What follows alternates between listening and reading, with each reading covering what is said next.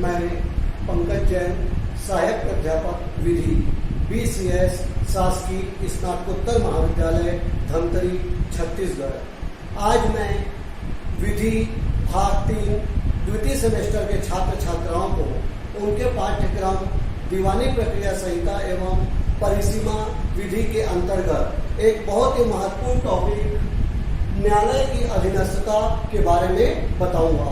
Subordination of court. तो न्यायालय की अधीनस्थता, हमें यह देखना है कि देश में न्यायालय का क्रम किस प्रकार से है।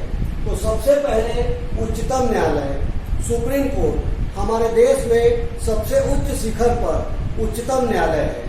उच्चतम न्यायालय न केवल संविधान का संरक्षक है वरन नागरिकों के मूल अधिकार का भी संरक्षक है।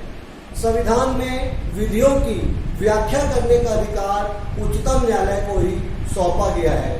भारत के संविधान को देखें तो उसमें उच्चतम न्यायालय के गठन, उसके न्यायाधीश की नियुक्ति, योग्यता, शपथ से संबंधित पूरी प्रक्रिया का वर्णन भारत के संविधान में किया गया है।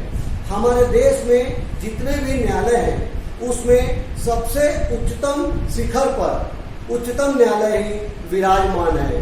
उच्चतम न्यायालय के निर्णय मानने के लिए देश के सभी न्यायालय बाध्य होते हैं।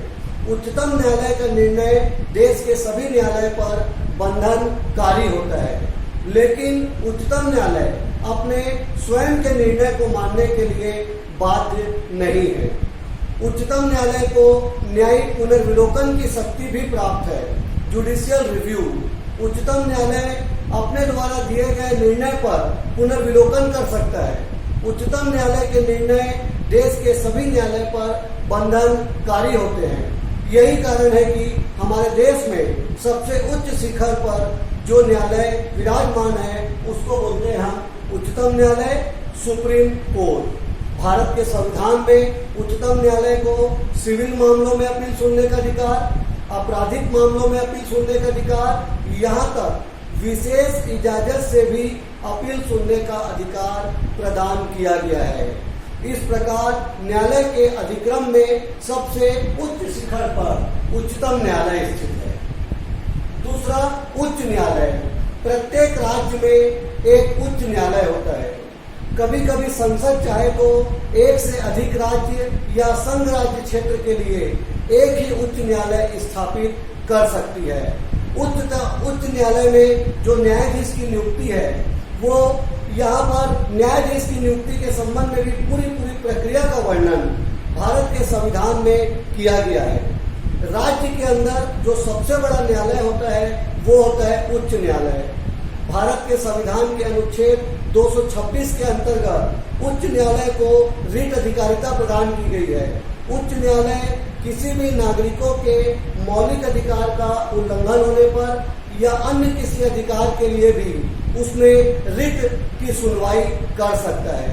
इस प्रकार एक राज्य के अंदर जितने भी न्यायालय होते हैं सभी उच्च न्यायालय के अंतर्गत आते हैं, क्योंकि राज्य के अंतर्गत सबसे बड़ा न्यायालय जो होता है वो उच्च न्यायालय ही होता है, हाई कोर्ट। इस प्रकार न्यायालय के अधिक्रम में सबसे उच्च शिखर पर पहला स्थान उच्चतम न्यायालय, दूसरा उच्च न्यायालय और तीसरा आता है अधीनस्थ न्यायालय, सबऑर्डिनेट कोर्ट। अधीनस्थ न्यायालय जो होते हैं उच्च न्यायालय के अधीनस्थ होते हैं, जिसमें पहला एक जिला न्यायालय होता है।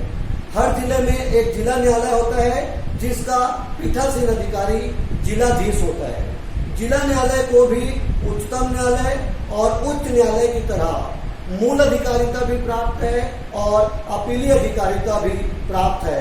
अतः एक जिले के अंदर जो सबसे बड़ा न्यायालय होता है उसको हम बोलते हैं जिला न्यायालय। उसके बाद जिला न्यायालय के अंतर्गत ही अतिरिक्त जिला न्यायाधीश का न्यायालय होता है, सिविल जज सीनियर डिवीजन का न्यायालय होता है, सिविल जज जूनियर डिवीजन का न्यायालय होता है और उसके बाद जो बहुत ही छोटे मामले की सुनवाई करने के लिए एक न्यायालय होता है जिसको बोलते हैं लघु वाद का न्यायालय।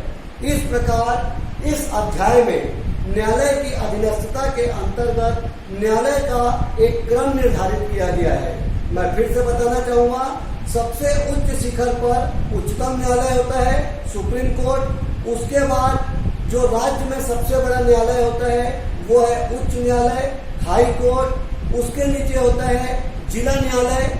जिला न्यायालय के अंतर्गत अतिरिक्त जिला न्यायाधीश, सिविल जज, सीनियर डिवीजन, सिविल जज, जूनियर डिवीजन, और उसके बाद जो न्यायालय आता है वो होता है लघु वाद का न्यायालय।